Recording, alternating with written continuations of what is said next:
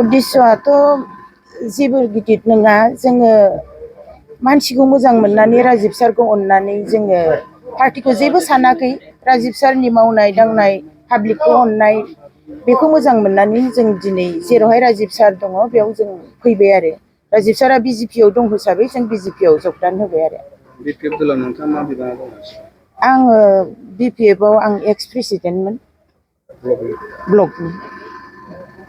बिपिएफआ जिहेतु फैगौ बिटिसि सायख'थियाव गेलेनो थाखाय साखाफारा जागासिनो नोंथाङा बिपिएफ नागारनानै बिपिएफआ गावसोरनि मावनांगौखौ गावसोर मावथों बिपिएफ दोलोनि बिसयै गाज्रि बुंनांगौ आंहा जेबो गैया खिन्थु आंहा मोनसेल' खोथा जे बोसोरबायाव बिपिएफआ सरकार दानो हायियाव जों जेरेखम आलाय सिलाय जादोंमोन बिनि थाखाय बिपिएफ दोलोनिफ्राय जाय केन्डिडेटआ दिनैहाय फैनानैबो देरहाफैनो हाखानाय नङाब्ला बे जेनगोन मानसिनो असिनाखि मानसिनो जोङो भटखौ होस्लायस्लाय मुल्यबान भटखौ होस्लायस्लाय जाहा राजिब सारानो देरहागोना खासथांखा हिसाबै जोङो बे मुल्यबान भटखौ राजिब सारनो होगोन आरो राजिब सारखौ देरहा होगोन होननानै जोङो बिजेपिआव दा फैबाय आरो नोंथांमोननि मोनदांथियाव बनरगाव समस्थियाव बिपिएफआ गुबुन गुबुन समस्थियाव बिपिएफआ मा जागोन देरहागोन जेनगोन जों बेखौ बुंनो हाया खिन्थु जोंनि समस्थियाव आं खासथाङै बुंनो हागौ जे बिपिएफआ जेनगोन।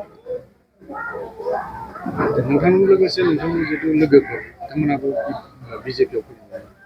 आंनि लोगोफोरा किसुमान जों लोगो गोरोबलायनायफ्रा फैबाय माखासेफ्रा बिपिएफआव थाबोबाय बिसोरनि जेरावहाय गोसो सन्थुस्ट मावथों जोंहा बुंनांगौ जेबो गैया आरो बिपिएफआ सरकार दानो हाथों जों बेखौबो हास्थायो खिन्थु जोंनि समस्थियाव बिपिएफआ देरहाया बेखौ आं मिथिगौ।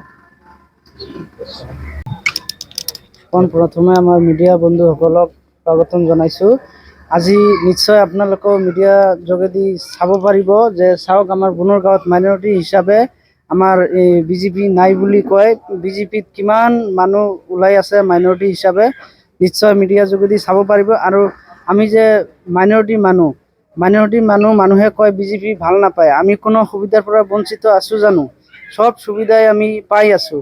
গতিকে আমাৰ গাঁৱৰ মাইনৰিটি মানুহবিলাক বুজি পাইছে এইটো কাৰণে দলে বলে আমাৰ ৰাজীৱ ছাৰৰ হৈ কাম কৰাৰ কাৰণে ওলাই আহি আছে আৰু আগন্তুক নিৰ্বাচন আহালৈকে চাই থাকিব বনৰগাঁৱত বিপিএফ নাথাকিবই। সব আমাৰ ছাৰৰে ৱাৰ্কাৰ আছিল ইতিমধ্যে বেছিভাগ ওলাই আহিছে আৰু বাকী আছে এইবিলাকো ওলাই আহি ছাৰক আৰু এবাৰ আকৌ জয়ী কৰাব 100%। বনৰগাঁৱত আমাৰ ছাৰ নহ'লে আৰু কোনো জিকিবই নোৱাৰে।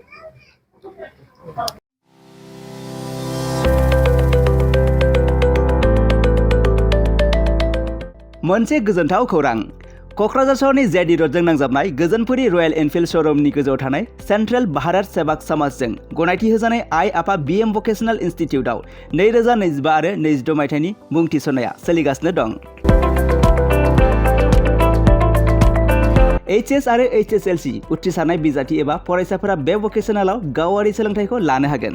गोदान मुं थिसननाय आयदाफोरा जाबाय BSS diploma in medical record science, BSS Diploma in EEG and EMG Technology, BSS Diploma in Critical Care Management, BSS Diploma in Hospital Waste Management, BSS Diploma in Hospital Infection Control and Prevention, BSS Diploma in First Aid and Patient Care, BSS Diploma in Physical Assistant, BSS Diploma in ECG Technician, BSS Diploma in Hospital Administration, BSS Diploma in Hospital Sterilization Technician Assistant, Certificate in Dietitian, Certificate in Old Age Care, Certificate Hospital Housekeeping, Lab Assistant, Pharmacy Assistant, Certificate in Emergency Medical Service, Certificate in Pulmonary Function Test एबा PFT Technician, Certificate in Awareness of HIV/AIDS, Certificate in Anti-Malaria Training आरो लोगोसे Office Management Courses, Computer Courses आरो Communicative and Soft Skill Educationनि कोर्सफोरखौ 2 बोसोरनि गेजेरावनो आबुं खालामनानै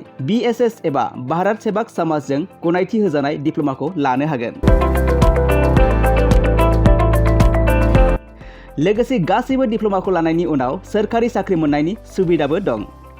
जुदि नोंथांमोनहा बेफोर कर्सनि थाखाय गोदानै मुं थिसननो गोसो दङब्ला आइ आफा बिएम भकेशनेल इन्स्टिटिउटनि नैबे मबाइल नाम्बार 9395899391 एबा 8135971844 बे मबाइल नाम्बारनि गेजेरजों थोंजों सुलाद लाहरनो हागोन।